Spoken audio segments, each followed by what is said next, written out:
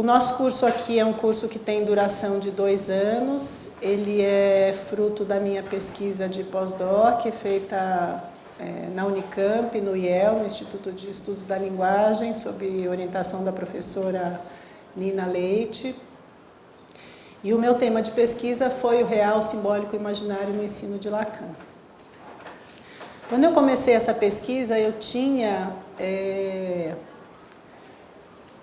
uma hipótese inicial que se baseava num texto que eu conhecia do Lacan, que talvez vocês já conheçam, está nesse livro aqui. Esse livro se chama Nomes do Pai, tem 2 textos. Um é um texto chamado justamente O Simbólico, o Imaginário e o Real, que é um texto de 1953, onde Lacan, antes mesmo de começar o primeiro seminário, esse texto é de julho de 53 e o primeiro seminário, o seminário 1, começa em novembro do mesmo ano.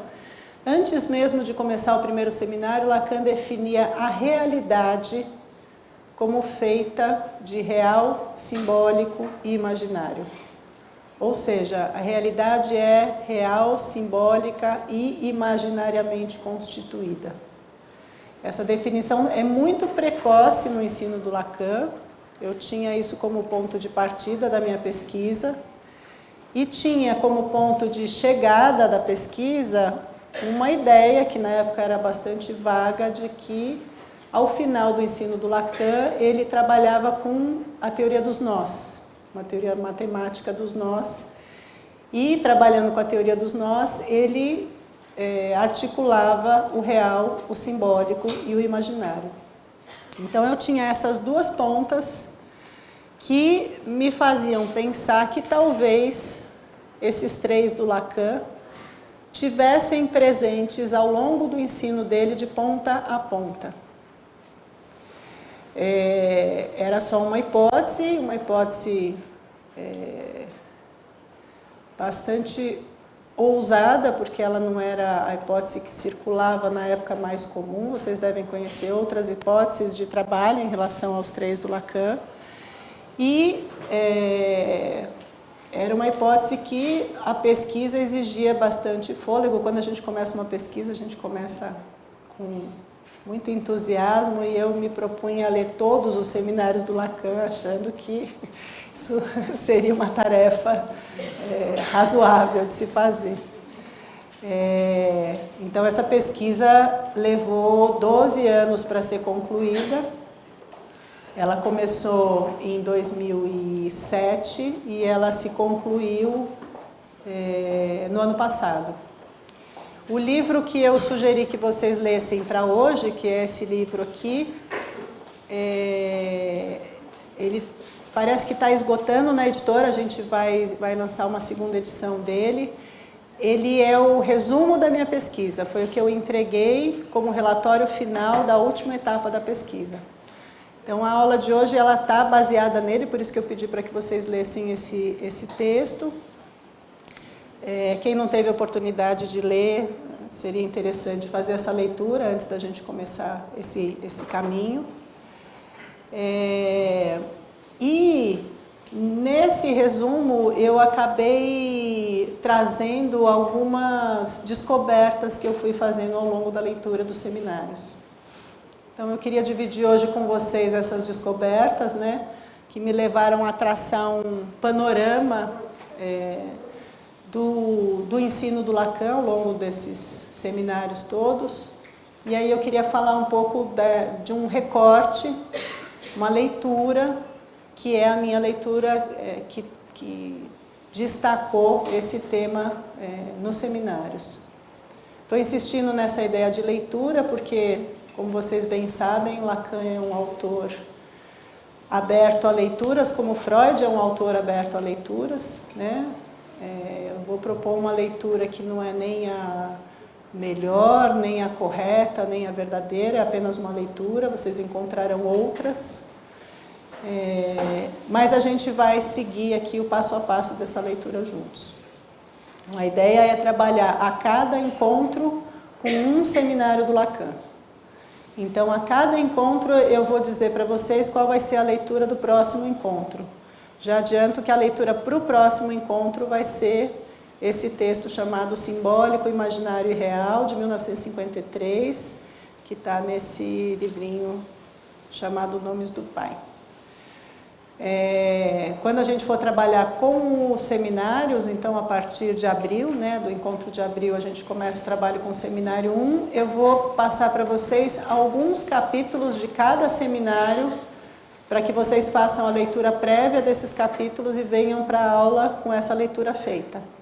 Eu vou tentar resumir a abordagem que o Lacan faz do real, do simbólico e do imaginário naquele seminário a partir desses capítulos que eu vou escolher, porque eles me parecem os mais representativos, não de cada seminário, mas do tema, do nosso tema em cada seminário. Então, a cada aula eu vou passando para vocês esses capítulos e vocês se preparam para a aula seguinte. Para traçar um panorama geral desse tema no Lacan, a gente tem que lembrar, assim, como é que Lacan começa o ensino dele.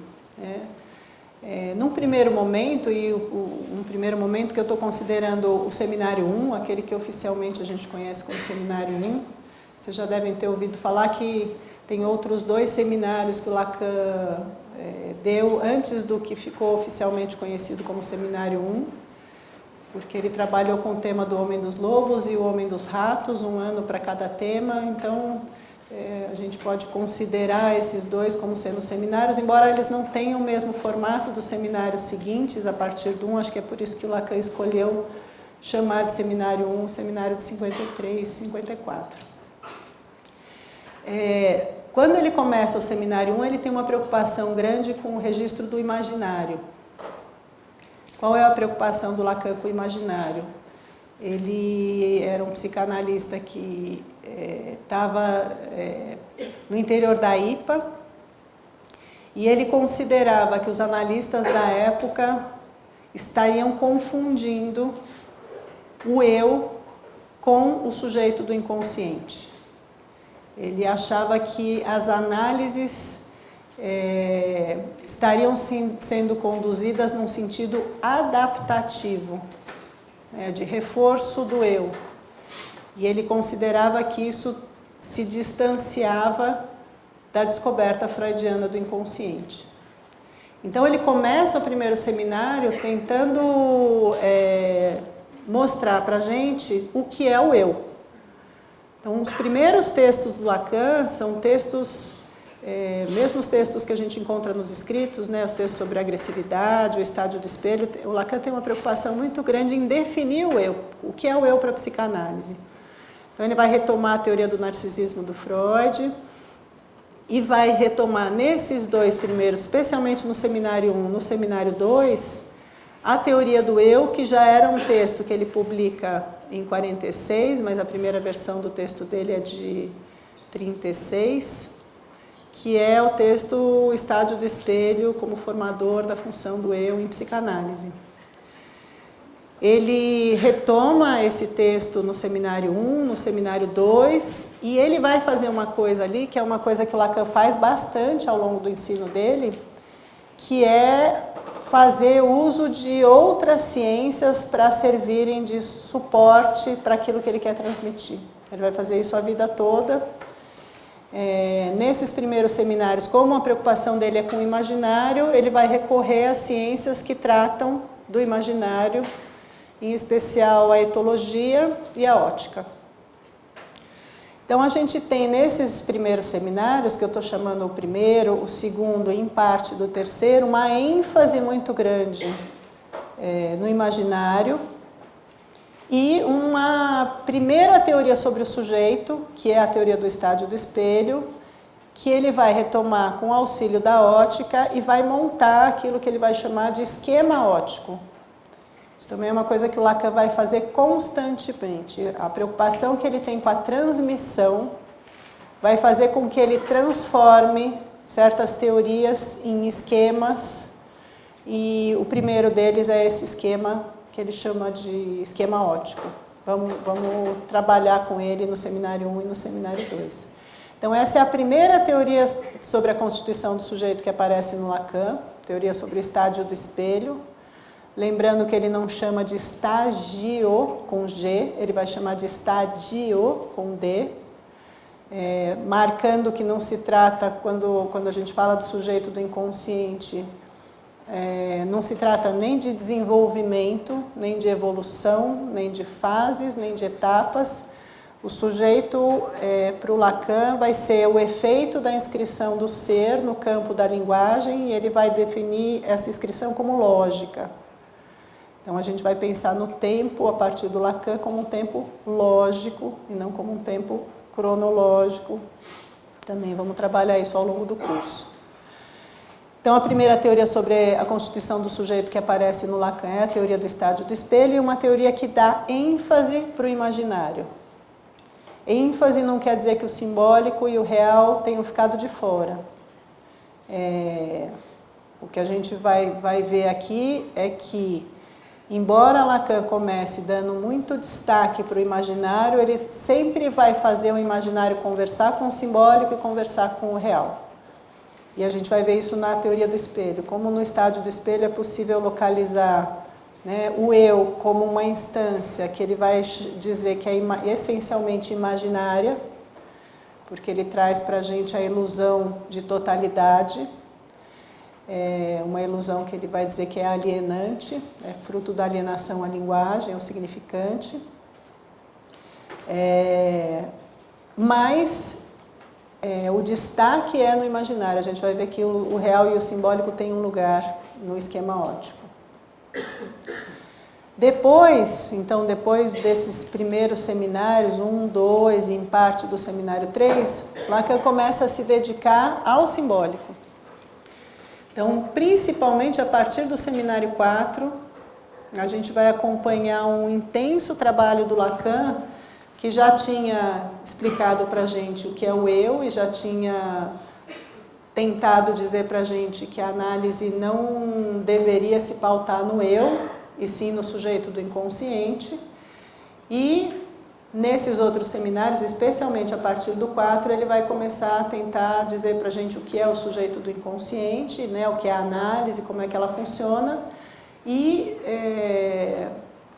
vai trabalhar isso a partir do simbólico.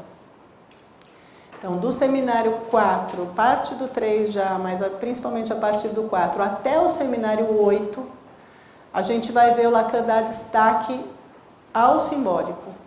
E a gente vai acompanhar o Lacan na elaboração que ele vai fazendo do que ele vai chamar de simbólico. Eu acho que tem uma coisa muito interessante de ler os seminários do Lacan, apesar da dificuldade que a gente tem de acesso aos textos, né? Eu fiquei sabendo essa semana que parece que o Miller está com a intenção de publicar os seminários que ainda não estão publicados, essa é uma boa notícia. Mas uma das coisas interessantes de acompanhar o seminário é que a gente acompanha o pensamento vivo do Lacan. A gente acompanha o Lacan elaborando os conceitos e desenvolvendo os conceitos ao longo dos seminários. Então a gente vai vendo como é que o simbólico vai aparecendo e como é que ele vai refinando esse conceito. Ele vai vai buscar também uma ciência de apoio para as elaborações que ele vai fazer, né? Nesse período, principalmente, que a gente conhece como o retorno a Freud, do Lacan, ele propõe esse retorno. É desse período a afirmação do Lacan, por exemplo, de que o inconsciente é estruturado como linguagem, e ele vai se referir ao estruturalismo francês, que estava, né, muito presente na época, especialmente a antropologia do Lévi-Strauss e a linguística do Saussure. Então, são duas ciências de apoio muito importantes para ele desenvolver essa ideia de que o inconsciente se estrutura como linguagem, sempre retornando a Freud, sempre procurando mostrar que na leitura que o Lacan faz do Freud, isso estava em Freud. Desse período, uma segunda teoria sobre a constituição do sujeito, que vai aparecer dando ênfase para o simbólico. Então, se a teoria do espelho dava ênfase para o imaginário, agora ele vai recuperar do Freud uma teoria sobre a constituição do sujeito que vai dar destaque ao simbólico, que é a teoria do complexo de Édipo. Isso vai aparecer no seminário 5, né? Vamos trabalhar com essa teoria quando a gente for falar do seminário 5. E o que o Lacan vai destacar do Édipo é uma estrutura. Ele vai partir da teoria freudiana, do triângulo pai, mãe, criança, mas vai mostrar para a gente que o fundamental nesse triângulo não são as relações familiares entre um pai, uma mãe e uma criança, mas é uma estrutura, e aí vai mostrar para a gente como essa estrutura funciona a partir, né, do recurso ao estruturalismo francês. Assim como ele faz com o estádio do espelho, em que ele pega a teoria do espelho e monta um esquema, com a teoria do Édipo ele faz a mesma coisa. Então ele, ao extrair uma estrutura da teoria freudiana do Édipo, ele propõe escrever essa estrutura. E ele escreve essa estrutura numa fórmula, que a gente também vai trabalhar aqui, que é a fórmula da metáfora paterna. Então ele se aproveita da noção de metáfora que ele extrai na linguística e do conceito de significante, de signo linguístico, que ele vai buscar no Saussure, para escrever o complexo de Édipo na fórmula da metáfora paterna. Essa é a segunda teoria sobre a constituição do sujeito que a gente vai encontrar no Lacan. De novo, isso não quer dizer que a gente vai pensar o Édipo apenas no registro simbólico. Então, é um período em que o destaque é o simbólico, mas o simbólico vai sempre estar articulado tanto ao real quanto ao imaginário. A partir do seminário 9, que é o seminário sobre a identificação, Lacan começa a se ocupar daquilo que é o limite da linguagem. E aquilo que é o limite da linguagem, ele vai trabalhar como sendo real, e aí a linguística não é mais suficiente para servir como ciência de apoio para pensar justamente os limites da linguagem, né? A linguística é uma ciência fundamental para pensar a estrutura da linguagem, mas não seus limites. Então, a partir do seminário 9, ele vai encontrar na matemática os recursos que ele precisa para localizar o real na estrutura de linguagem do inconsciente. Ou seja, para dizer dos limites da linguagem naquilo que estrutura o próprio inconsciente. Dentro da matemática, ele vai usar principalmente a lógica e a topologia. Vamos trabalhar com lógica e com topologia aqui. E esse trabalho vai se estender do seminário 9 até o seminário 20. É nesse período que aparece um conceito que o Lacan considera que é o único conceito inventado por ele. Ele vai dizer no seminário 16 que é a sua única invenção, que é o objeto A. Quer dizer, o objeto A é um conceito-chave para a gente entender tudo que ele vai elaborar e todos os trabalhos que ele vai fazer com o real nesse período do ensino dele. Esse período do ensino dele inclui uma ruptura, não sei se vocês conhecem a história, né? Esse livro aqui, ele contém esse texto, Simbólico Imaginário Real de 53, e o outro texto que está publicado nesse livro é a primeira conferência do Seminário Interrompido do Lacan sobre os nomes do pai. Talvez vocês conheçam a história, quando ele, um dia antes de dar a primeira conferência desse seminário, que ele tinha escolhido esse título para o seminário, Nomes do Pai, ele recebe a notícia de que, para que a instituição da qual ele fazia parte fosse reconhecida pela IPA, o nome dele teria que ser retirado da lista dos analistas de datas da instituição. Isso foi o que o Lacan chamou de excomunhão. Ele dá a primeira aula do seminário sobre os nomes do Pai, a gente vai ler aqui também. Então, depois de trabalhar com o seminário 10, que é o seminário da angústia, vamos ler esse texto. E, em seguida, ele interrompe o seminário. Aliás, nessa aula ele já diz que ele não vai prosseguir com o seminário. E, a partir do seminário 11, então, ele vai propor ele segue com os seminários, mas aí ele propõe retomar os conceitos fundamentais, é o título que ele dá para o 11, então ele não dá continuidade ao seminário sobre os nomes do Pai, e ele vai voltar nesse assunto muitas vezes ao longo dos próximos seminários. Inclusive ele vai dizer com uma certa ironia que foi por causa do tema do seminário que ele foi proibido de falar na IPA, que isso teria alguma relação com o tema. E ele vai dizer muitas vezes que ele não voltaria mais ao tema dos nomes do Pai. Depois a gente vai ver que ele encontra uma maneira muito interessante de voltar para esse tema, que justamente está no seminário 21, que ele vai chamar de Le Nom du Père, que joga com a homofonia entre Os Não Tolos Erram, que é o título, a tradução literal do título do seminário, e Os Nomes do Pai.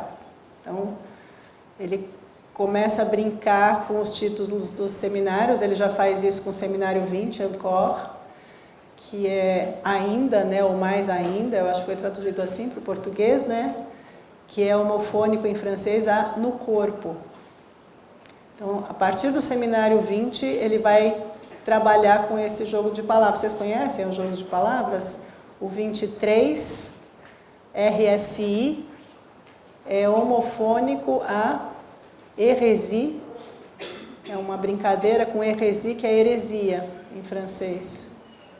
O 24 é impossível de reproduzir, impossível de traduzir. Também vamos falar sobre a tradução do 24, é o lançu, que é um jogo de palavras com o saber, o inconsciente, um jogo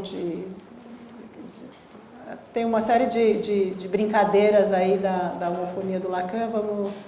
Vamos pensar como é que ele constrói esse título. Então, ao longo desses seminários, até o 20º, a preocupação do Lacan é com o real. Então, voltando um pouquinho, a gente já fala desse outro período. Então, até o 20º seminário, a preocupação do Lacan é com o real. E, nessa época, ele também vai propor uma teoria sobre a constituição do sujeito, que é a teoria da alienação. Vocês devem conhecer, ela está justamente no seminário 11, que é esse seminário pós-excomunhão. Então, a teoria da alienação vai dar destaque ao lugar do real na constituição do sujeito, vai dar destaque ao objeto A, mas vamos ver aqui como a gente consegue pensar essa teoria também como referida ao simbólico e ao imaginário. Quando Lacan está no seminário 19, portanto faz parte desse período em que ele está trabalhando intensamente com a matemática, com a lógica, para tentar articular os conceitos psicanalíticos. Quando ele está no seminário 19, uma das lições do seminário 19 foi intitulada pelo Miller de Eu te peço que recuses o que te ofereço. É uma lição em que ele fica trabalhando esses três termos, que são três verbos, né? Eu te peço que recuses o que te ofereço, e vai concluir porque não é isso, e vai articular o não é isso ao objeto A. Então, são três verbos que ele trabalha a partir de um recurso da matemática, ele da linguística também, tenho impressão, nessa lição. A gente vai ler essa lição aqui também. E depois de ter trabalhado bastante com esses três termos, o que ele está tentando mostrar ali é que se você retira qualquer um desses três verbos, essa frase perde o sentido.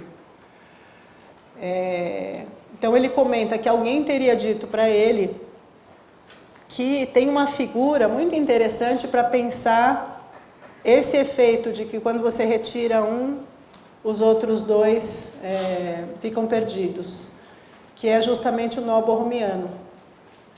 Então, no seminário 19, é a primeira vez que o Lacan vai mencionar o nó. Ele não trabalha com o nó, ele menciona o nó, lembrando, vocês já viram o nó borromiano? O nó borromiano ele é montado de tal forma que se você cortar qualquer um dos 3 anéis, são 3 anéis entrelaçados, se você cortar qualquer um dos 3, o nó se desfaz. Essa é uma propriedade borromiana. A teoria dos nós é uma teoria matemática, né? Também vamos ter que trabalhar um pouquinho, né? Nos esforçarmos para os valentes que forem até o fim do curso. A gente vai trabalhar com a teoria dos nós, é divertido, a gente traz umas borrachinhas com imã na ponta, a gente vai montar nós, vamos nos divertir com isso. Mas ele só menciona isso no seminário 19, ele não trabalha com nó no 19. No seminário 20, em uma das lições do seminário 20, e somente em uma das lições, ele dedica uma lição inteira ao trabalho com o nó. Então é a primeira vez que a gente vai ver o Lacan trabalhar com o nó borromiano, ou o nó borromeu. A partir do 21, aí ele vai começar a dedicar o seminário inteiro ao trabalho com os nós. E ele vai fazer isso do 21 até o último seminário. Então tem um primeiro momento de trabalho com o imaginário, que a gente pode circunscrever aos 3 primeiros seminários, sempre articulando o imaginário com o simbólico e com o real. Um segundo momento, que começa por volta do seminário 4, em que ele vai trabalhar prioritariamente com o simbólico, isso vai até pelo menos o seminário 8, sempre articulando o simbólico ao imaginário e ao real. A partir do seminário 9, ele vai dar muita ênfase, vai se dedicar muito a definir o real, isso até o seminário 20, sempre articulando o real ao simbólico e ao imaginário, e a partir do seminário 21, ele vai dizer que ele finalmente encontrou uma maneira de falar dos 3 ao mesmo tempo. Vocês podem imaginar a minha alegria quando eu cheguei nessa etapa da pesquisa, porque eu confesso para vocês que, como não era uma leitura tão comum que se fazia do Lacan, eu tinha minhas dúvidas se a minha hipótese de pesquisa ia se manter até o fim. E quando eu chego na teoria dos nós e vejo Lacan, né, insistindo que, puxa, agora a gente consegue falar dos 3 usando um único recurso, fiquei muito contente. Esse trabalho vai prosseguir, então, até o último seminário. E aí a gente tem um dado da história que é interessante, que é pensar o que acontece no seminário. Quem sabe qual é o último seminário do Lacan? Quem que não estuda comigo? Quem estuda comigo não vale, porque já tem um spoiler. Mas quem não estuda comigo ainda, eu estou perguntando, sabe por quê? Eu me propus a fazer essa pesquisa, e quando eu fiz o projeto de pesquisa, está lá escrito no meu projeto que eu ia trabalhar com os 25 seminários do Lacan. A gente tem muitas fontes para pesquisar o Lacan, porque como os seminários não estão todos publicados em português, quando eles saem oficialmente na França, em geral a publicação em português é rápida, então as versões oficiais a gente tem em português e em francês, mas a gente conta também com as versões que circulam nas escolas de psicanálise, né, em várias línguas. E uma das referências que eu tinha para trabalhar é um site que chama Staffordshire, que vocês devem conhecer. E se vocês procurarem ali, são 25 seminários. E para complicar ainda um pouco a nossa vida, como se chama o 25º? Momento de concluir. Então a gente fica com a impressão, que é a impressão que eu tinha, de que são 25 seminários do Lacan. Quando eu estava assim, no fôlego final do meu trabalho de pesquisa, achando que eu estava terminando, eu descubro que ainda tinha o 26º seminário. E o interessante é que eu descubro isso com a leitura do 25º. isso que eu digo que a gente acompanha o pensamento do Lacan, inclusive a gente acompanha o que ele está deixando para o ano seguinte, o que ele retoma dos anos anteriores, todo esse movimento, todo esse trabalho dele. Então descubro que tem o 26º, é um trabalho quase de arqueologia, a gente estudar Lacan, a gente tem que caçar essas versões espalhadas por aí que um ou outro reúne. Vou passar essas versões para vocês, eu tenho elas em algumas línguas diferentes. E ao ler o 26º, não sei se vocês sabem, o Lacan chamou de topologia e tempo, o 26º, eu descubro que tem um 27º seminário. E as pessoas que estavam convivendo comigo quando eu estava terminando o meu trabalho falavam, nossa, mas isso não tem fim, né? Daqui a pouco você vai descobrir outro e outro e outro. Não tem fim porque o Lacan morreu, infelizmente. Senão, certamente teríamos mais um par de seminários aí, né? Acho que era um homem incansável na sua forma de trabalhar e de pensar. É muito impressionante. Um dado histórico, que eu acho que é um dado importante, a gente vai trabalhar com isso quando chegarmos lá, é o nome desse último seminário. Lacan dá algumas aulas sem ter intitulado o seminário, são aulas em que ele está ali às voltas com a teoria dos nós e tentando fazer algumas elaborações, né, tentando uma certa dificuldade com a matemática, ele tinha matemáticos que ajudavam ele com isso, então tinha a dificuldade de, a gente vai sentir isso aqui também no nosso trabalho, a gente tem uma dificuldade que é ir para essa outra ciência, onde o Lacan foi buscar os conceitos que servem para o trabalho dele. Então a gente tem que entender o que é esse conceito nessa outra ciência. Mas depois a gente tem que entender qual é o uso que o Lacan fez desses conceitos, que é um uso muito particular, porque é um uso que está a serviço de transmitir o que é o inconsciente, o que é a descoberta freudiana do inconsciente para nós. Então, a gente vai trabalhando com a teoria dos nós, a gente vai se ocupar desse período. O que vai acontecer no seminário 27 é que depois de algumas aulas, então, em que ele está ali às voltas com os nós, são aulas curtas às vezes, porque ele passa uma aula inteira tentando montar um nó. A gente vai ver a dificuldade que é escrever um nó, montar um nó, desenhar um nó. E aí ele tem que fazer esse trabalho de articular a teoria dos nós, a psicanálise e pensar no que isso pode nos ajudar a pensar os nossos conceitos e a nossa clínica. Tenho a impressão que foi um trabalho inconcluído, né? O Lacan deixou muitas hipóteses pelo caminho, algumas que ele vai retomando, algumas que ele abandona, e acho que ficou essa tarefa para nós, né? Pensar como a teoria dos nós pode ajudar a gente a pensar a psicanálise. Mas depois que ele já estava há algum tempo trabalhando com isso no seminário 27, lá pela 5ª ou 6ª lição do seminário, ele diz que ele se deu conta, alguém avisou ele que ele não tinha dado nome para esse seminário. E ele diz, vocês vão entender por quê. Eu vou chamar esse seminário de dissolução. Não sei se vocês conhecem a história, no seminário 27, o que o Lacan diz é que ele fracassou. E o fracasso dele, ele atribui ao fato dele não ter conseguido impedir os efeitos do imaginário no interior da própria escola dele. E ele diz, bom, isso é um problema que eu me dei conta recentemente, mas eu me dei conta também que tem uma solução para ele. Ele faz um jogo de palavras com o je dis solution. Eu digo solução, que brinca com o dissolution, né, da dissolução. E ele vai dizer que é uma solução borromiana.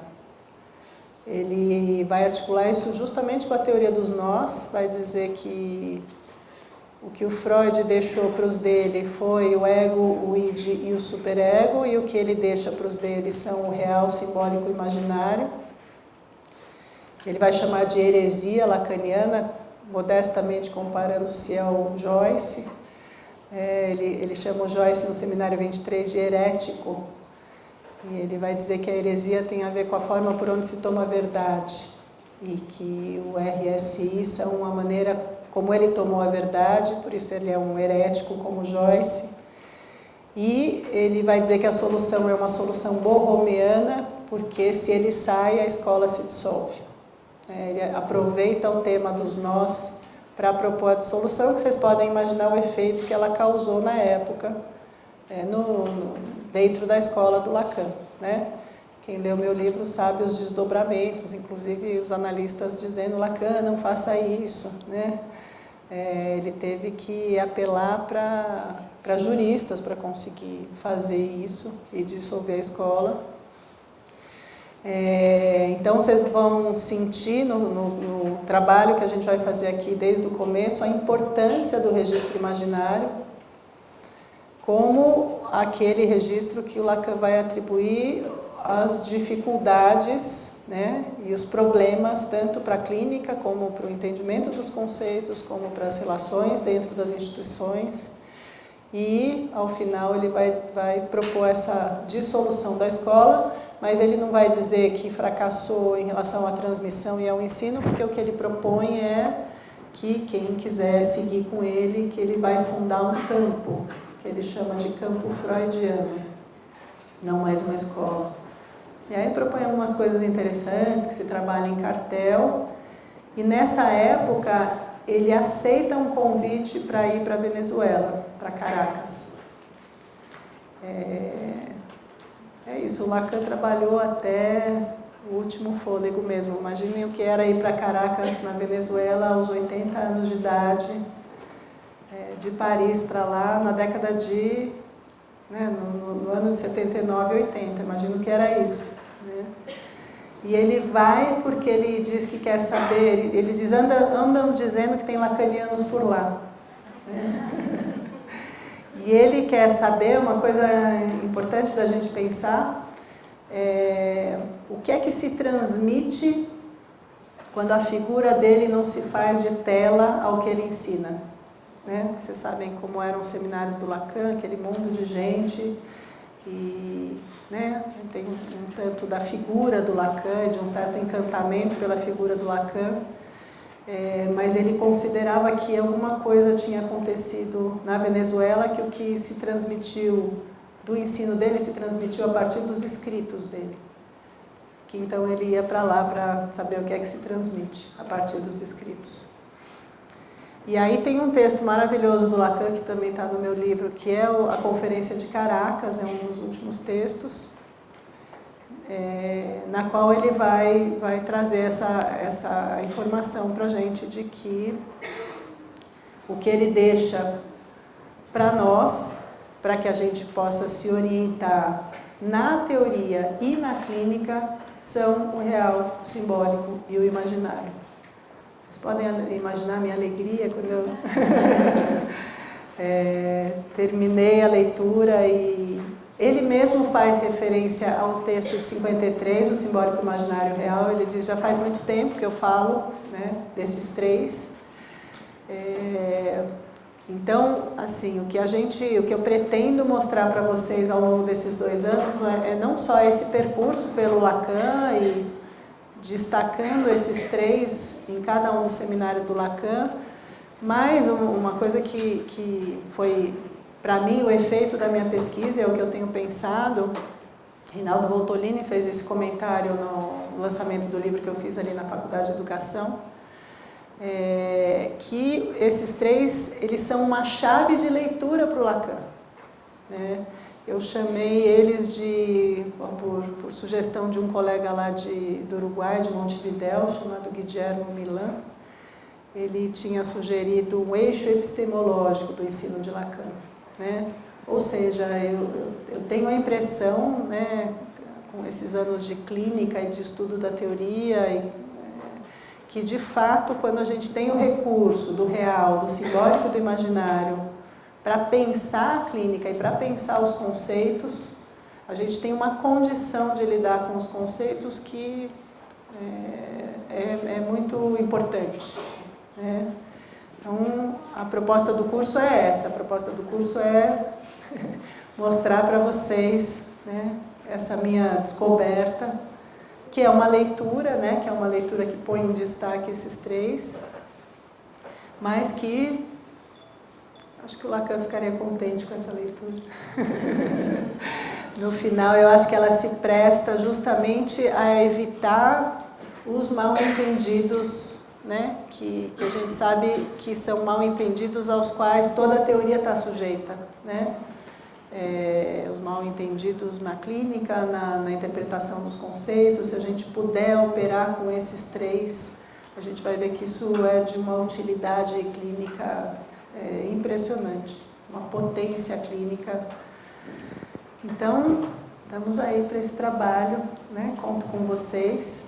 Como é que a gente vai trabalhar? Então, a cada encontro, eu vou propor qual vai ser o texto do encontro seguinte. Então, para o de hoje, quem ainda não leu, recomendo que leia esse meu livro, né, sobre o real simbólico imaginário, que está mais detalhado, isso que eu contei para vocês hoje. Para daqui a 15 dias, que é dia 20, então façam a leitura do Simbólico Imaginário Real de 1953. E aí, nesse encontro, eu passo para vocês a leitura que a gente vai fazer do seminário 1, quais vão ser os capítulos. Aí eu vou passando encontro a encontro. Tá certo?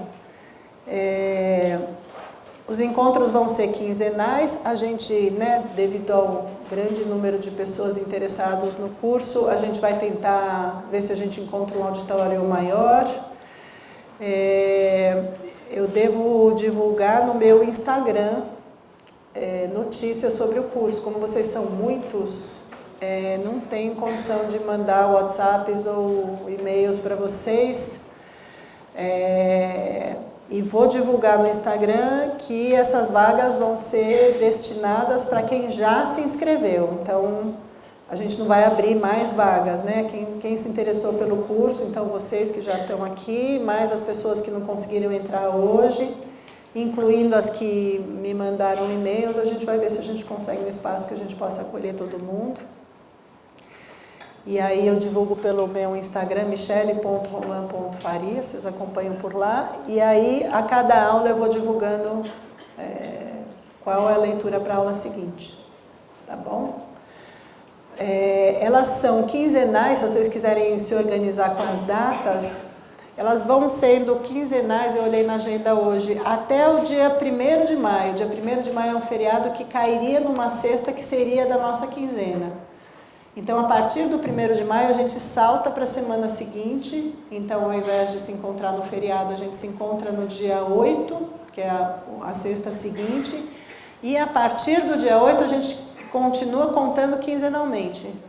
Então, dia 8 tem, a semana seguinte não, e a gente segue quinzenalmente. Vamos trabalhar até o mês de junho. No mês de julho não tem atividades aqui na USP e depois a gente retoma no segundo semestre. São 27 seminários, são muitos seminários, vamos ver como é que a gente se ajeita com o trabalho aqui. Então, a princípio, 27 aulas, mais a de hoje, mais a aula sobre o simbólico imaginário real. E esse vai ser o nosso caminho. Com muita gente assim na sala, eu me sinto tão longe de vocês. Alguém quer fazer uma pergunta? Alguém quer fazer algum comentário? Alguém tem alguma dúvida? Fala, Renata. Eu queria saber se você acha que tem uma diferença grande em chamar de registros ou de conceitos. Vocês ouviram a pergunta? A Renata quer saber se tem uma diferença entre a gente chamar real, simbólico e imaginário de registros. Ou a Renata usou um termo que o Lacan não usa, conceitos. O Lacan usa categorias, sistemas de referência, registros. Ele vai mudando o nome que ele vai dando para os três, conforme o que ele está trabalhando naquele momento. Então faz diferença sim, porque quando ele começa a trabalhar com outros conceitos, ele vai dando outros nomes para os três dele. Então a gente vai ver que são muitos nomes, mas conceito não, ele não chama de conceito. São 3 registros, 3 categorias, 3 sistemas de referência. Eu trago para vocês. Então faz diferença porque depende de como ele está pensando aquilo num determinado momento da obra dele. Porque eu fiquei me perguntando por que ele acha que o objeto A é o único conceito e não RSI. Isso, vocês ouviram? Ela perguntou uma pergunta ótima. Por que ele considera o objeto A único conceito e não considera a RSI como conceitos, né? E mais, porque será que ele considera o objeto A o único conceito inventado por ele, né? Como se o que o Lacan propõe, da maneira como eu entendo, é que tudo já estava no Freud. Ele não inventou nada, ele foi lá no Freud, ele leu Freud, ele extrai do Freud uma coisa diferente daquela que outros analistas extraíram, mas ele considera que estava tudo lá, menos o objeto A, que essa é uma invenção dele. Tem um livro bem interessante do Eric Borge, que se chama Invenção do Objeto A, ou Objeto A, Invenção de Lacan, alguma coisa assim. Um livro que por enquanto só tem em francês, em que ele vai trabalhar com essa ideia da invenção. O que é uma invenção? E vai pensar a invenção em outras áreas. E a invenção é alguma coisa que a partir do momento em que se inventa, muda tudo, alguma coisa se transforma ali. Ele vai dar vários exemplos interessantes, ele fala do papel moeda para a economia, a invenção do papel moeda, ele vai trabalhar com a noção de invenção. Mas acho que a sua pergunta tem uma outra importante, que é por que eles não são conceitos, né? Por que ele não trabalha isso como real, simbólico e imaginário como conceitos? A gente vai percorrendo no nosso caminho, a gente vai levantando algumas hipóteses sobre isso. Quem mais? Michele, Oi. você fala do sujeito, quando você está situando o imaginário, o simbólico real, você coloca o sujeito, Lacan estaria fazendo a teoria do sujeito nesses 3 momentos. Tem alguma diferença? Essa teoria do sujeito ela é reformada? Vou repetir a pergunta primeiro para o nosso amigo poder gravar a pergunta também e para a gente, todo mundo poder ouvir. Se o sujeito, como eu disse que são 3 teorias sobre a constituição do sujeito no Lacan, a Fabiana está perguntando se faz diferença, se é diferente pensar o sujeito na teoria do espelho, pensar o sujeito na teoria do Édipo, pensar o sujeito na teoria da alienação, do Seminário 11, e tem uma 4ª teoria do sujeito que a gente pode extrair do Lacan, que é a teoria dos nós, o sujeito como enodamento. Da maneira como eu leio, qual é a diferença? Em todas essas teorias, em todas elas, para o Lacan, o sujeito é efeito da inscrição do ser no campo da linguagem. O que produz um sujeito é a entrada na linguagem. E considerando a entrada na linguagem como a inscrição no campo do outro, escrito com O maiúsculo, né? Grande outro. Qual é a diferença entre essas teorias? Eu diria, uma coisa meio estranha de se dizer, que as 3 teorias são a mesma teoria. E elas não são, embora o aparecimento delas, né, tenha uma ordem, não tem nenhuma relação evolutiva entre uma teoria e outra. Ou seja, a teoria do Édipo não descarta a do espelho, a teoria da alienação não descarta as 2 anteriores, e a teoria dos nós também não descarta as 3 anteriores. O próprio Lacan, a gente vai ver isso acontecer, ele retoma, por exemplo, a teoria do espelho no Seminário 10, para mostrar qual é o lugar do objeto A no esquema óptico. Ou seja, ele mesmo vai e volta, ele retoma o Édipo, é uma teoria que ele retoma também no Seminário 21, por exemplo. Então, ele trabalha com essas teorias todas mais ou menos, vamos dizer assim, paralelamente. O que quer dizer que não há evolução. São todas a mesma, vou dizer isso que é o que eu penso. Todas as teorias sobre a constituição do sujeito são a mesma teoria. todas elas mostram como o sujeito é efeito da inscrição no campo da linguagem. Então, por que elas parecem tão diferentes? Porque em cada uma delas é como se a gente tivesse um prisma, que a gente estivesse olhando de um ângulo específico. Então, se a gente for olhar pelo ângulo do imaginário, a gente tem a teoria do espelho. Se a gente quiser olhar a constituição do sujeito pelo ângulo do simbólico, aí a melhor teoria é o Édipo. Se a gente quiser ver na perspectiva do real, é a teoria da alienação, e se a gente quiser juntar os três, aí a gente tem a teoria dos nós para falar do sujeito. Ou seja, é como a gente está olhando para o sujeito. E a gente vai ver, né, se vocês vão sentir no trabalho que a gente vai fazer com os primeiros seminários, quando a gente retomar a teoria do espelho, que embora a teoria do espelho seja uma teoria muito precoce no ensino do Lacan, ela é bem do início, o texto sobre o estádio do espelho, a primeira versão é de 36, quando a gente para estudar o esquema óptico e a teoria do espelho, a gente vê como esse esquema é um recurso para trabalhar a clínica hoje. Hoje. Especialmente trabalhar com autismo, com depressão, que é o que a gente mais tem em consultório hoje.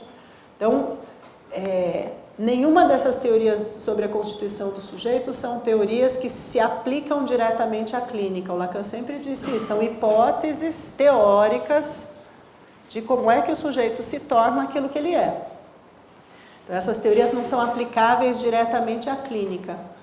Mas se a gente entende o que o Lacan está propondo com essas teorias, a gente entende como é que o sujeito funciona, a gente consegue extrair dessas teorias instrumentos clínicos valiosíssimos, de cada uma delas. Né? Só para mencionar esse primeiro exemplo, a teoria do espelho, eu acho que ela é uma das melhores teorias para a gente pensar o manejo clínico do autismo, uma das melhores teorias para a gente pensar o manejo clínico das depressões. Porque ela não é uma teoria só sobre o imaginário, ela é uma teoria que dá destaque para o imaginário, e um problema importante que a gente tem nos autismos tem a ver com a formação do eu, e um problema importante que a gente tem nas depressões é que elas estão muito ligadas ao narcisismo, aos efeitos do narcisismo no mundo de hoje e nas patologias que se criam a partir dos efeitos, por exemplo, de redes sociais, Facebook, Instagram, sobre as questões narcísicas hoje. E aí você entendendo o que é que o Lacan está propondo nessa teoria, você tem um instrumento clínico valiosíssimo para trabalhar com esses casos.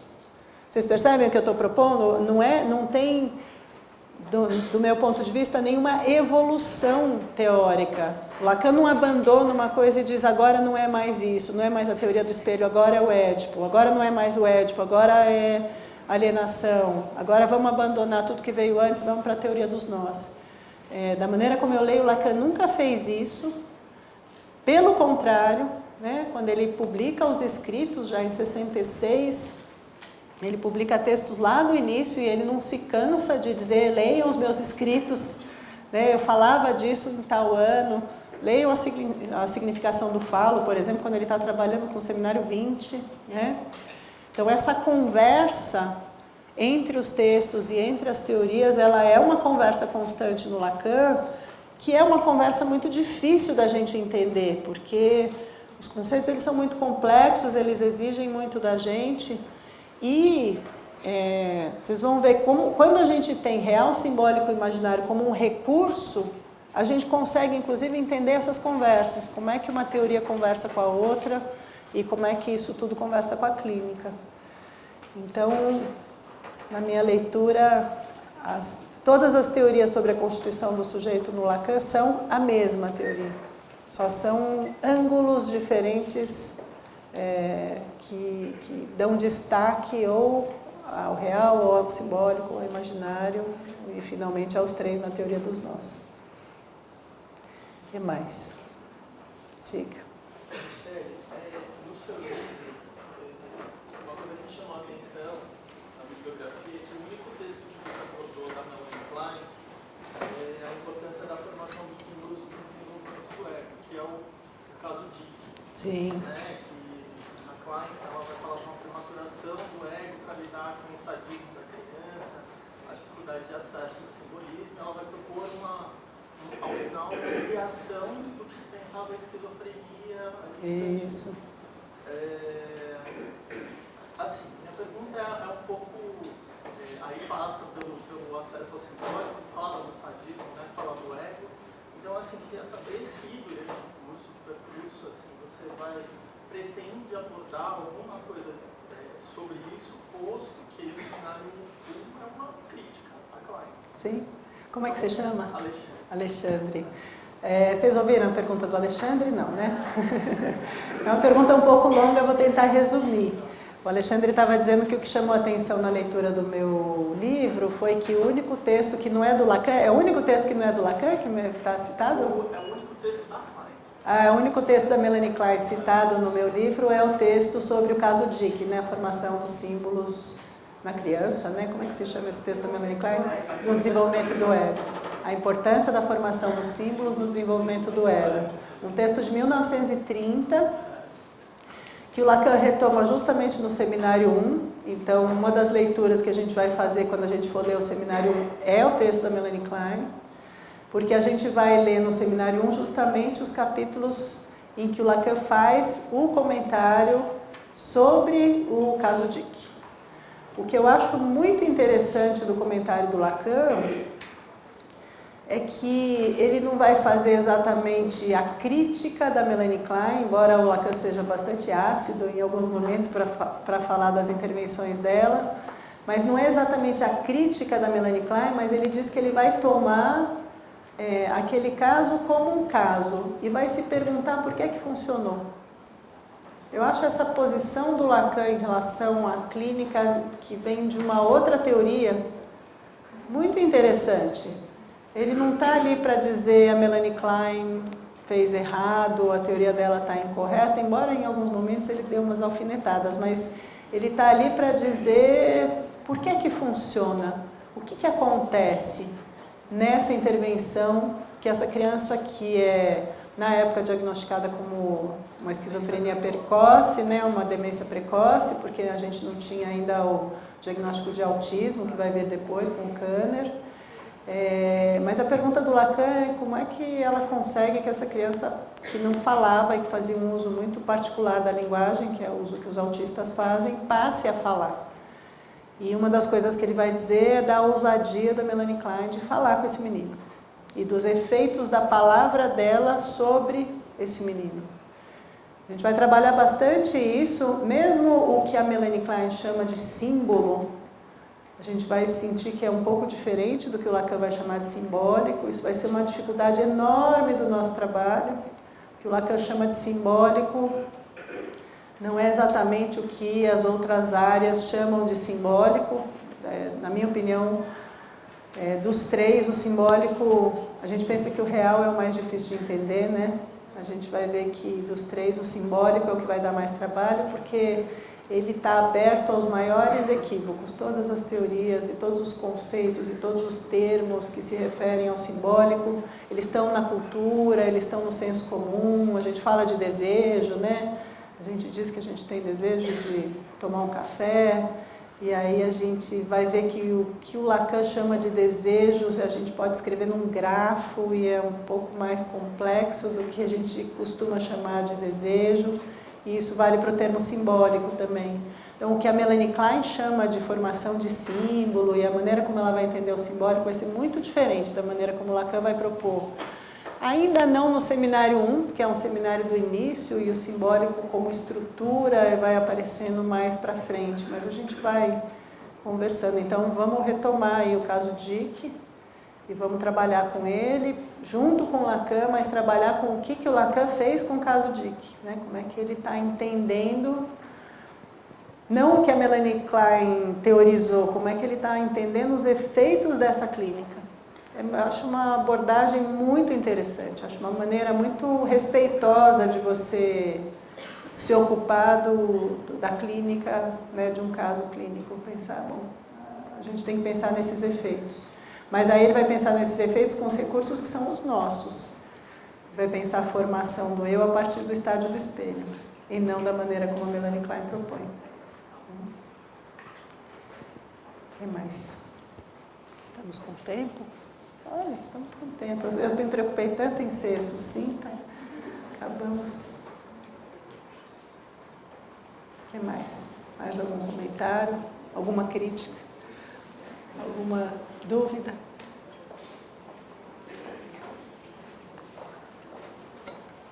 Diga. Eu não emparelhei o autismo e a depressão, não sei exatamente o que você está chamando de emparelhar, mas eu aproximei os dois, né? Acho que é essa a pergunta. Vocês ouviram a pergunta? O que me fez aproximar o autismo e a depressão, né? Que são dois fenômenos clínicos aparentemente tão diferentes. O que aproxima esses dois fenômenos clínicos é o registro imaginário, a importância do registro imaginário nos dois. A gente vai trabalhar isso com muita calma, porque de um lado a gente tem neuroses, do outro lado a gente tem psicoses, a relação das neuroses e das psicoses com o registro do imaginário é muito diferente. Então, como fenômenos clínicos, eles são muito diferentes, mas se a gente tomar os efeitos do imaginário sobre as depressões e os efeitos do imaginário sobre os autismos, são recursos que a gente pode utilizar para o manejo da clínica, que são bem importantes. Isso não quer dizer que eles sejam semelhantes, isso não quer dizer que eles sejam próximos, isso não quer dizer que o autismo tenha nenhuma relação com a depressão, a não ser uma relação que eu acho que é interessante da gente pensar, a gente depois se ocupa disso mais detidamente, mas eu acho que a gente pode pensar, a partir da clínica psicanalítica e do manejo que a gente faz da clínica, que tanto a depressão quanto o autismo são estados. E que a gente tem recursos clínicos para tirar o deprimido do estado depressivo e tirar o autista do estado autístico. A gente tem que definir melhor esses estados, né? Estou considerando no autismo esse estado que caracteriza o autismo mais próximo da definição do Kanner, né? Esse isolamento completo do laço social, esse estado em que o Dick se encontra no início da análise, em que, né, não faz uso das palavras, não se relaciona com o outro, tem uma recusa do outro, e a gente reverte esse estado na clínica, né, como outras áreas, outras psicoterapias também se propõem a reverter esses estados, ou seja, colocar essas crianças no laço, e uma vez que essas crianças estão no laço, uma vez que essas crianças falam, talvez, aí é uma leitura minha, isso tem a ver com a minha experiência clínica, dos casos que eu acompanho e dos casos que eu já supervisionei. Tem um livro muito bonito sobre o autismo de uma autora que acho que está aqui no meio. Cadê você, Marina? Cadê a Marina? A Marina fez um oi discretinho, ela que se chama Autobiografias no Autismo. São relatos autobiográficos de pais de autistas e de autistas. É um livro lindo, não é um livro teórico, é um livro em que a Marina recolheu esses relatos autobiográficos e resumiu eles para a gente. Recomendo muito a leitura. Eu fiz o texto de apresentação, nós duas trabalhamos juntas, inclusive num curso aqui na USP sobre o autismo, que a gente deu juntas, né? Foi muito interessante. Então, talvez o que aproxime as depressões dos autismos sejam esse estado e talvez o registro imaginário seja um recurso importante para a gente pensar o manejo desses estados e como é que a gente trabalha nesses casos. O que mais? Aproveitar que a gente tem tempo, né?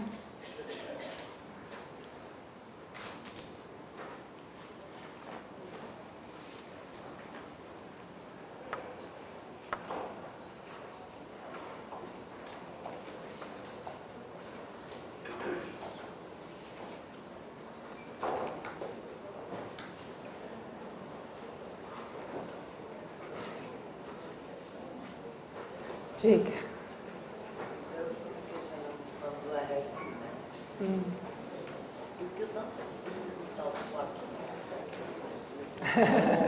A Nádia já está querendo que a gente chegue no final do nosso curso, porque ela está perguntando sobre o quarto nó.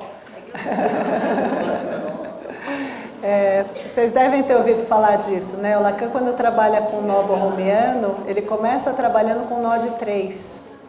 Então, são 3 aros entrelaçados que, se você cortar um, você dissolve o nó.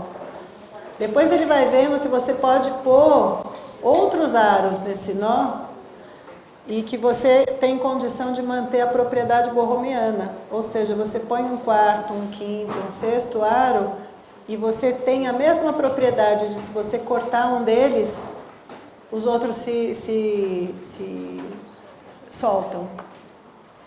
Então, ele vai, no começo, trabalhar com nó de 3, depois ele vai incluir um quarto aro, porque ele vai fazer uma mudança na perspectiva clínica do trabalho com os nós.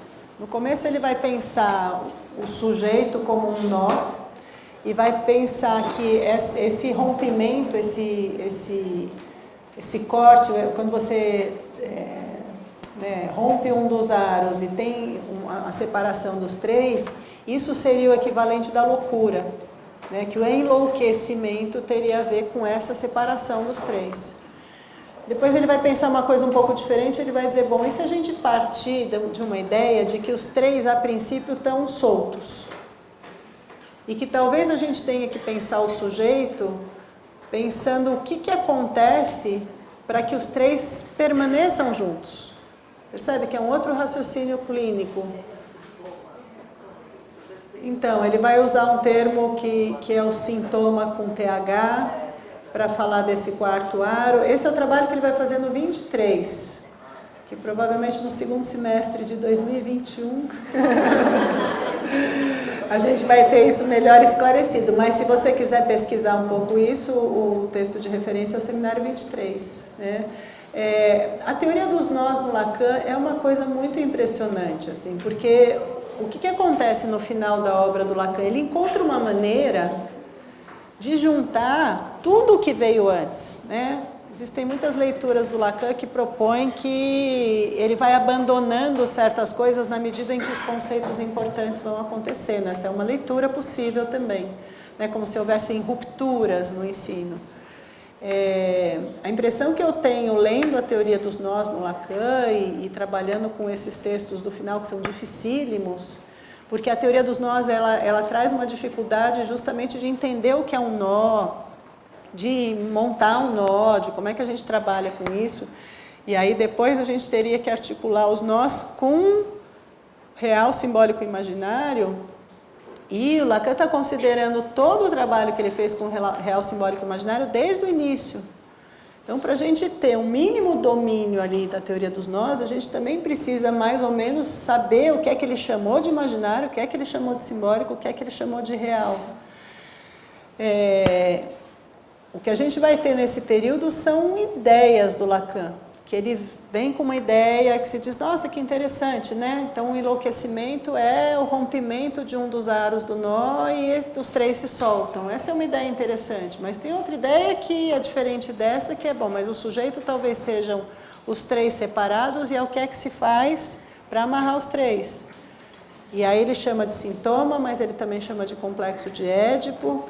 Ele vai dar vários nomes para aquilo que une os 3 num único nó. Ele faz esse trabalho no 23 e depois ele vai trabalhando com outras hipóteses. São muitas as hipóteses que ele vai trabalhar, a gente vai abordar algumas delas. E muitas hipóteses que ele toma e depois abandona, né? Eu acho que oficialmente publicado a gente só tem hoje o Seminário 23, né? Deste período, do 21 ao 27... Acho que não tem nenhum outro publicado, né? Vocês veem, a gente só tem acesso ao trabalho que o Lacan fez no 23, sendo que 2 anos antes ele já estava trabalhando com nó. Então, né, esse trabalho que ele vem fazendo, a gente perde se a gente lê só o 23 e depois ele também vai continuar. Então, algumas coisas que ele propõe ali, ele abandona. E algumas coisas que ele propõe ali, como esse quarto aro, ele propõe articulando o trabalho do 23 aos textos anteriores, quando ele propõe que o que o Freud fez foi transformar o Édipo nesse quarto aro. Então, ele retoma a teoria das psicoses, né, a foraclusão, os efeitos da foraclusão. Lacan, o tempo todo, esses conceitos que aparecem, eles são conceitos que a gente tem que fazer um uso deles, me parece que sempre articulado à clínica. Qual que é a função clínica desses conceitos? Como é que eles nos ajudam a pensar a clínica? Uma vez em um dos meus grupos de estudos, a gente estava trabalhando justamente com o Seminário 9, que era esse desafio que é chegar na topologia, né, que dá tanto trabalho para a gente. A topologia é um exercício de pensar o espaço de uma maneira que a gente absolutamente não está habituado. E um dos meninos de um dos grupos de estudo, lá pelas tantas, a gente quebrando a cabeça, ele vira e fala assim: Michele, para ser psicanalista, precisa estudar isso? E de verdade, eu acho que não, né? Eu acho que a gente tem recursos dentro da obra do Lacan, que é vastíssima para pensar clínicas, podendo prescindir da topologia e da teoria dos nós, se a gente quiser. É o que eu estava dizendo para vocês, se a gente pega a teoria do espelho, eu acho que a gente tem ali um recurso clínico maravilhoso. Mas, por outro lado, se o Lacan propôs isso para a gente, é porque ele tem algum motivo para ter feito isso. E o que eu sinto é que quando a gente entende alguma coisa dessas que dão tanto trabalho para a gente entender, a gente entende com esse impacto de dizer: nossa, mas é impressionante como isso é útil na clínica. Outro dia, num dos grupos, a gente estava trabalhando com aquele texto dos infernos do Lacan, que é o do número 13, vocês já leram, que está nos outros escritos? Que tem um problema de equilibrar umas bolinhas que têm pesos diferentes, e a gente quebrando a cabeça, mas, né, com um problema que o Lacan propõe para a gente é um problema de lógica, né? Como é que a gente resolve? Como é que a gente descobre das pecinhas, das 12 pecinhas, qual é a peça diferente? E a diferente pode ser mais leve ou mais pesada. Façam isso em casa, no fim de semana. Se vocês não tiverem com o que se distrair, peguem esse texto do Lacan e tentem chegar na solução lógica do problema. É infernal, a gente fica ali brigando com o problema, Tem alguns momentos que a gente diz: mas para que isso? Por que eu estou aqui de novo, né, às voltas com essas pecinhas, e qual é mais leve, qual é mais pesada? Uma das meninas falou: a gente não pode ir para a solução, para o resultado, né? Vamos ver qual é o resultado. A gente pode ir para o resultado, mas a gente vai se dando conta, com o trabalho, que o Lacan está ensinando a gente a fazer ali é a ter um pensamento lógico. E se a gente vai para a resposta, aí acabou o pensamento lógico, né? A gente sabe a resposta. A gente aprende porque a gente fica sabendo qual é a resposta. A gente não aprende porque a gente aprendeu a pensar os passos lógicos que levam a solução para o problema. Percebem a diferença? Então, o que o Lacan faz por nós é isso. Ele põe um desafio na nossa frente, a gente apanha bastante, a gente sofre, né, para resolver. Talvez o do número 13 vocês não conheçam, mas o dos prisioneiros, vocês devem conhecer, o problema dos prisioneiros com os discos brancos e pretos nas costas. Também quando a gente estava trabalhando isso num dos grupos, alguém falou: vamos encenar, cada um, né? Cada um é um prisioneiro, vamos ver se assim a gente consegue. A gente tem essa necessidade de encontrar apoio para o nosso pensamento no imaginário. É uma coisa que o Lacan vai chamar lá no final do ensino dele de debilidade mental do nosso pensamento. Nosso pensamento se acomoda no imaginário. O imaginário é um registro em que a gente descansa, em que a gente não precisa pensar, né? É o registro em que o tempo da sessão tem 40 minutos e sempre terá 40 minutos, e a gente se aquieta de saber quando começa uma sessão, que a gente sabe a hora que ela vai terminar. Né? O registro do imaginário, ele traz esse conforto para a gente. E a gente vai ver aqui, né, estudando Lacan, estou vendo que tem bastante gente animada para enfrentar o desafio, que a gente vai precisar desenvolver um pensamento que fique advertido dos riscos do imaginário e que seja um pensamento pautado no simbólico, nos três principalmente, mas no simbólico, que exige esse pensamento lógico, né? Por isso que ele vai trabalhar com lógica, por isso que ele fala em tempo lógico. A gente vai ver que a noção de tempo com a qual Lacan opera, ela é lógica, né? Tempo lógico de sessão. O Lacan trabalha com tempo lógico de sessão, os lacanianos trabalham com tempo lógico de sessão. Tempo lógico de sessão não é sessão curta, né? Não são sessões de 15 minutos. Tempo lógico de sessão, ela obedece uma lógica, e para entender qual é a lógica, a gente vai precisar entender o que é isso, né? Como é que a gente define o tempo lógico. Vocês veem que o simbólico vai dar bastante trabalho, né? Vamos trabalhar isso quando a gente estiver falando do simbólico. Então, assim, vamos ter bastante trabalho pela frente. E é esse trabalho em que a gente é exigido de funcionar fora dessa debilidade mental do nosso pensamento, que sempre vai se acomodar numa ideia de compreensão que é sempre um tanto perigosa, né? Ele vai fazer muito, vocês reparem nos primeiros seminários, como Lacan constantemente vai dizer para a gente dos problemas da compreensão, né? Dos riscos da compreensão. Isso é sempre um perigo na clínica. Achar que compreendeu é sempre um problema, né? Por isso que o analista em geral é alguém que não compreende. Como assim? Mas o que você quis dizer com isso? Não é assim que a gente trabalha? Mas fala mais sobre isso, né? O paciente diz, você entendeu, né? O paciente diz, mas me explica melhor, como assim?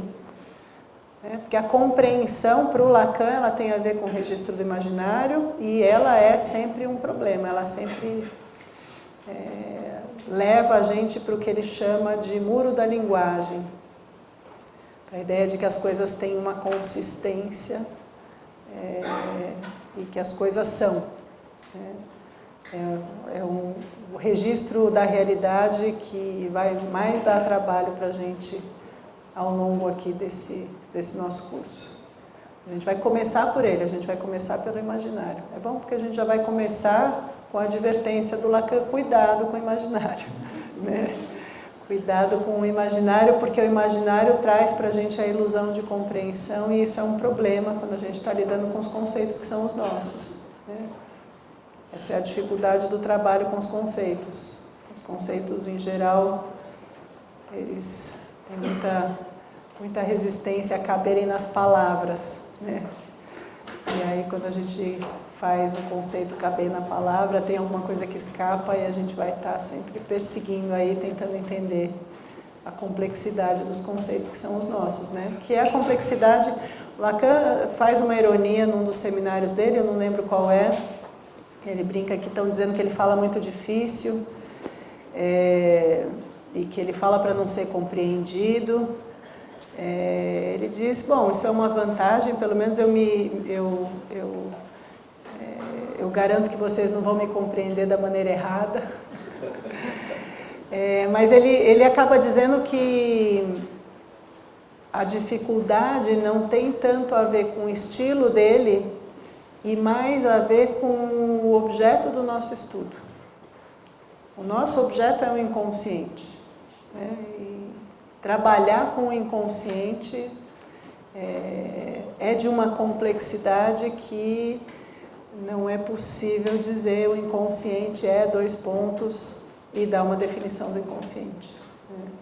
A definição do inconsciente, a gente vai passar 2 anos tentando definir o inconsciente para o Lacan a partir do real, do simbólico, do imaginário, né? É um esforço ao longo desse trabalho todo.